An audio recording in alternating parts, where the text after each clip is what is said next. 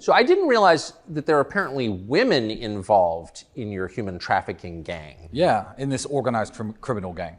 So what you have to understand is this. They didn't want the case file, the evidence to be that I manipulated people by being nice to them, to make TikTok videos. That's not what they wanted.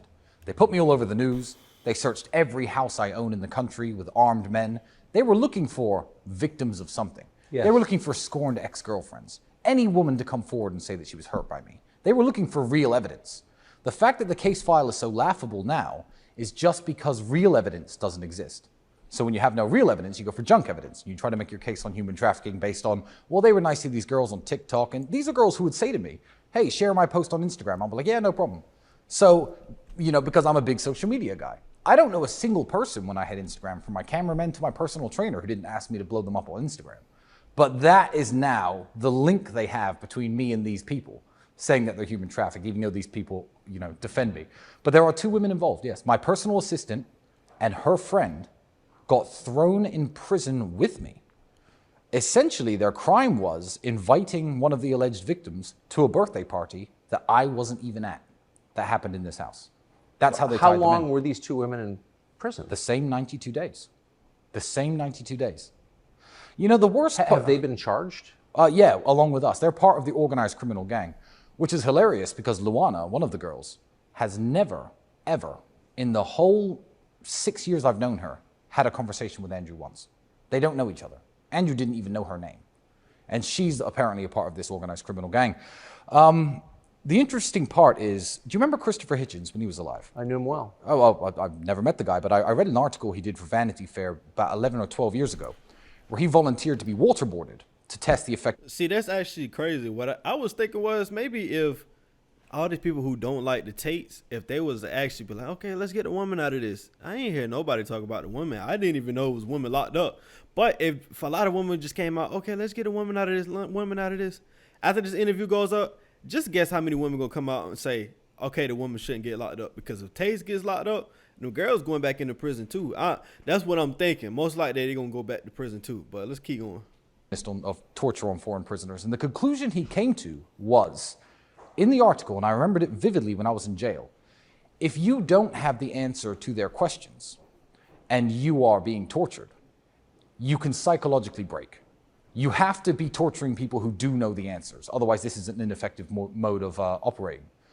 And essentially, the way I look at the way these 2 women were treated was they were locked in prison because they know us. They're an attack vector on us. One is my personal assistant, so she knows everything I do. She does airport pickups, pays my electricity bills. And every week or so, they had the keys of freedom dangled in front of them. Are you ready to tell us about the Tate's criminal activities now? And they said no, and they stayed in prison. The next week, you ready to tell us about the criminal activities that the Tate brothers did? And the problem is, they can't have told the police about criminal activities that I take part in, because those criminal activities don't exist. So I see it as a method of psychological torture. I'm not mad I was sent to jail. Any notions of being angry at injustice and stuff that I truly have in my soul is for those 2 girls who went to jail with me, because they didn't deserve it.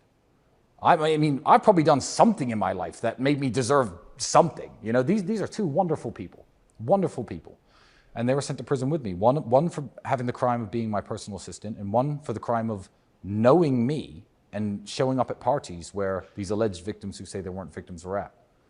And they're charged in this organized criminal gang. But to be clear, none of the charges pertain to sex, no, rape, no, selling anyone, no, slavery, moving people across international borders to pimp them out. No, but that's certainly what they would have wanted. It's not the fact that, as I said, the evidence is junk because they now have to put a case together. But I'm confused as to how what you're being accused of constitutes human trafficking. Well, it's a very loose law. It's a very, But the term doesn't seem to have a real definition. No, it doesn't, especially when you understand that the Romanian alleged victims, who say they're not victims, have lived in this country for 10 to 15 years before I ever showed up here. So I'm not sure how the trafficking took place. But in a very loose way, they had to prove I was doing something with women by coercing them for my financial benefit, which is how we ended up with the TikTok story. Because the real evidence they wanted, maybe the prosecutors, maybe the people who attacked me genuinely thought I was a pimp. Maybe they did when they started this. And they assumed that the perp walk and putting me in handcuffs and walking me in front of the cameras would have women coming forward saying they were harmed. Maybe they were looking for real evidence. I don't believe if they knew that they were going to end up with this TikTok story, they would have initiated this attack in the first place. I really don't think. Why do you think they did? What do you think this is actually about? I think this is about Andrew. I think this is about Andrew. And the way to attack somebody is through his loved ones. I'm not going to say that, Andrew got me put in jail. But what a way to get to Andrew than to throw his little brother in jail and say he's part of your gang, he's a human trafficker too. Because I don't even have any allegations of misogyny against me. I've never made a YouTube video and joked about men being better drivers. I've never done any of these things. But I had to go to jail along with him. So attacking me was a... I actually thought about it. I was like, he's not very vocal unless he's doing an interview, unless somebody requests him to do an interview. But even during the time that Andrew Tate was really popping, you didn't really see Tristian Tate. A lot of people didn't even know Tristian Tate even existed until Andrew Tate started talking about it, and then that's when Tristian started talking about it a little bit more. Even with the whole Instagram delete and PayPal delete, I think that was even crazy for somebody to get their PayPal, credit cards, everything deleted, like try to wipe them off the face of the earth. Me personally, I think that's crazy. But I mean, he explains in this video how you can still talk about all the people who can kill people in society, but then you ban people from speaking Andrew Tate in school. It's crazy. Attacking him and attacking my personal assistant and her friend, I think was a way of hoping you were going to turn these women into prosecution witnesses, essentially, to lie and say that we did crimes. It's about Andrew and his message. That's all it's about. And it's the gender role stuff, you think? The gender role stuff, telling men to be men, it's just dangerous for what the Andrew calls the matrix or the deep state is trying to purport on men today. It's very interesting to think that the first man ever banned from discussion in UK public schools is Andrew Tate. Adolf Hitler, you're allowed to talk about him during World War II and after World War II. The leader of Argentina during the Falklands War, Osama bin Laden after 9/11. Terrorists, school shooters, the 7/7 bombers who attacked the subway in London. You were allowed to discuss all these people in school. The first man ever to be banned is a mixed race, a half-black kid from the projects who came up out of the projects and became a multimillionaire.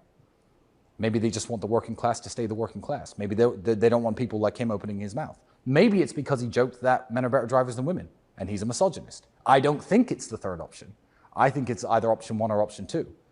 I think he's dangerous to what people want to purport on the society. And it's as simple as that. It's certainly not because I've human trafficked anyone. That's not why I was in jail. That can't be why I was in jail, because that has never happened. Hey, if you like this video right here, make sure you like, comment, subscribe. Also, follow me on Instagram at KM.Little with 2 E's. Also, I have a Patreon, and I also have a private community where I talk to y'all 2-3 hours every single day. It's in the link below, also with the Discord. So join the Discord.